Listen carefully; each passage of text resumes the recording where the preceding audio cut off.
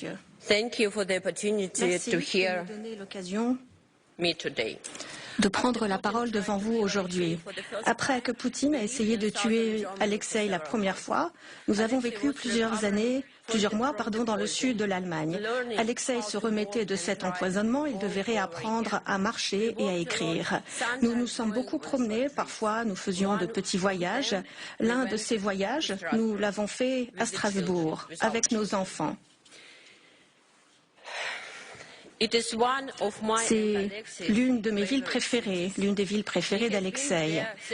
Nous nous sommes rendus à Strasbourg plusieurs fois ensemble et puis, il y a 3 ans, nous avons décidé de montrer la ville à nos enfants. Aujourd'hui, mon mari est mort. Je suis de retour à Strasbourg, mais je ne peux plus me promener avec ma famille. Je suis ici devant vous. Je prends la parole devant vous pour parler à l'ensemble de l'Europe. Je pensais que depuis le meurtre d'Alexei, il y a 12 jours, j'aurais le temps de préparer cette intervention. Mais tout d'abord, nous avons passé une semaine à tenter de récupérer le corps d'Alexei et organiser son enterrement. Puis j'ai choisi le cimetière, j'ai choisi le cercueil. Les funérailles auront lieu après-demain. Je ne sais pas si elles se dérouleront de manière pacifique ou si la police décidera d'arrêter ceux qui seront venus dire au revoir à mon mari.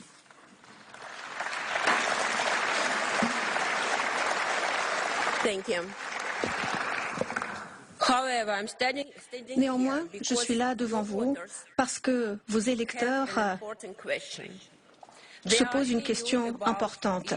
Ils vous posent cette question et vous me la posez également. Cette question est la suivante. Comment puis-je vous aider dans votre lutte? Samedi dernier a marqué le 2e anniversaire du début de la guerre lancée par Poutine à l'encontre de l'Ukraine. Une guerre brutale. Le monde entier s'est mis au chevet de l'Ukraine pour l'aider, mais 2 années ont passé. Il y a beaucoup de fatigue, beaucoup de sang a été versé, il y a également eu beaucoup de déceptions et Poutine est toujours là. Tout a été utilisé, les armes, l'argent, les sanctions, rien ne fonctionne. Et le pire est arrivé. Tout le monde s'est habitué à cette guerre. Partout, les gens commencent à dire « de toute façon, il va falloir trouver un accord avec Poutine, quoi qu'il arrive ». Et Poutine ensuite a tué mon mari, Alexei Navalny. Sur ses ordres, Alexei a été torturé pendant 3 ans. On l'a affamé dans une petite cellule de béton. Il était isolé du monde extérieur. Il ne pouvait pas recevoir de visites, d'appels téléphoniques et ensuite on l'a même privé de courrier. Ensuite, ils l'ont tué. Même après cela, ils ont maltraité son corps et maltraité sa propre mère. D'une part, ce meurtre public a montré une fois encore à tout le monde que Poutine est capable de tout et que l'on ne peut pas négocier avec lui.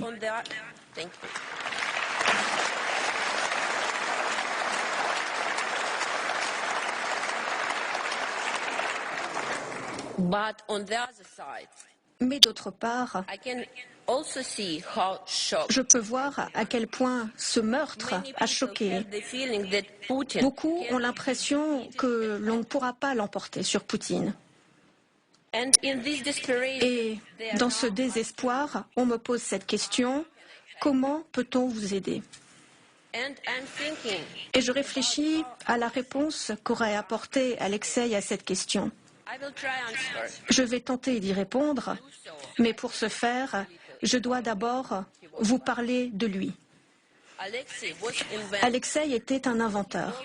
Il avait toujours de nouvelles idées pour tout, mais surtout en politique. Vous aurez des élections au début du mois de juin. Beaucoup d'entre vous partiront en campagne électorale. Vous allez rencontrer des électeurs, vous allez donner des interviews, vous allez filmer des clips de campagne. Imaginez un peu que tout ceci soit impossible. Aucune chaîne de télévision ne diffusera d'interviews avec vous. Même avec tout l'argent du monde, vous ne pourrez pas diffuser vos clips de campagne et les électeurs qui sont venus à vos rassemblements seront arrêtés en même temps que le candidat. C'est ça la Russie de Poutine.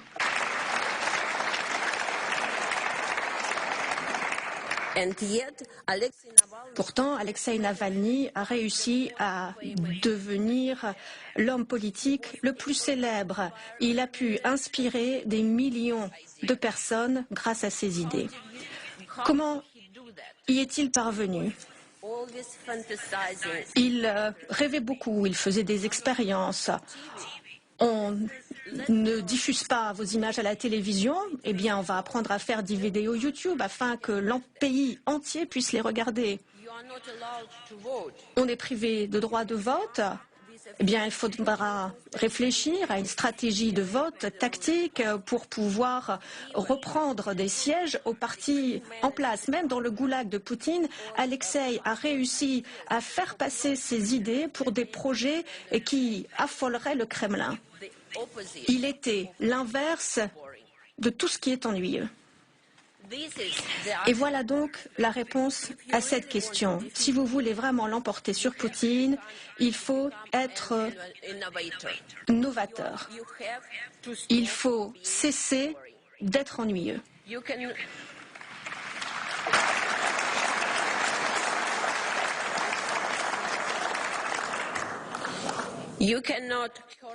Vous ne pourrez pas atteindre Poutine avec une autre résolution ou un autre paquet de sanctions qui ne diffèrent pas beaucoup des précédents. Vous ne pourrez pas l'emporter sur lui en pensant qu'il est un homme de principe qui est guidé par la morale et par des règles. Il n'est pas comme cela. Et Alexeï s'en est rendu compte il y a bien longtemps. Il ne s'agit pas d'un homme politique, mais d'un bandit qui a du sang sur les mains. Poutine est à la tête d'un réseau de criminels organisés.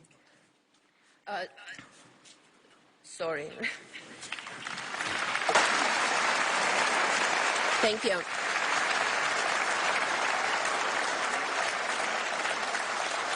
And it's good to repeat it again.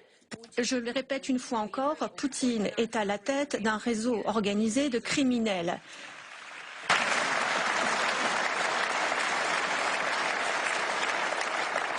This includes Parmi eux, il y a des empoisonneurs, des assassins, mais ils ne sont que des marionnettes.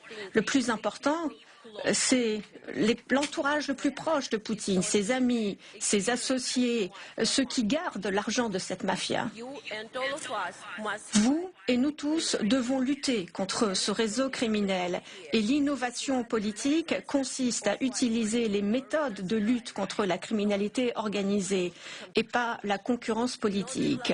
Pas de notes diplomatiques, mais des enquêtes dans ces systèmes de montage financier.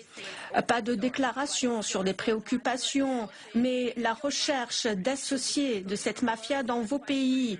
Il faut rechercher les juristes discrets et les financiers qui aident Poutine et ses amis à dissimuler cet argent.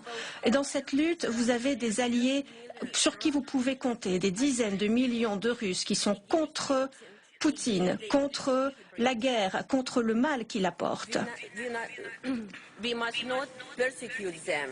Vous ne devez pas les persécuter, au contraire, vous devez travailler main dans la main avec eux, avec nous.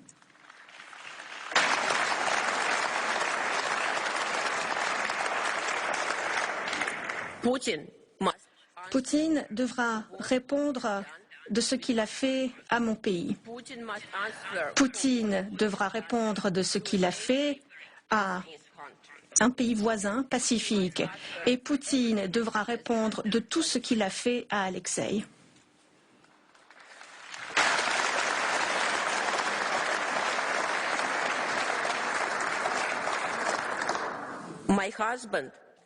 Mon mari ne verra pas la belle Russie de l'avenir.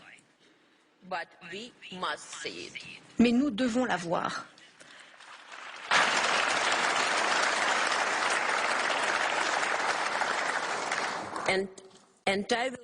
Et je ferai de mon mieux pour faire de ce rêve une réalité, pour que l'on l'emporte sur le mal et pour que ce bel avenir se concrétise. Merci.